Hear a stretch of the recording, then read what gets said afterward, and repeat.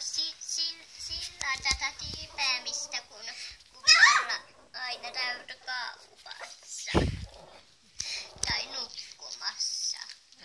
Ne on aika salaharjoittelijoita. Hei Delta. Moi.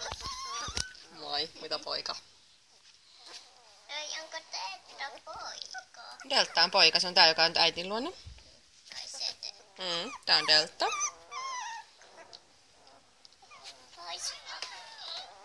Onko näillä koitilla ja Mila, nätisti.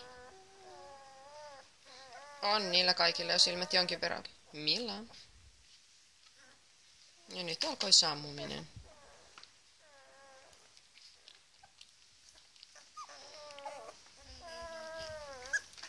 niin syö.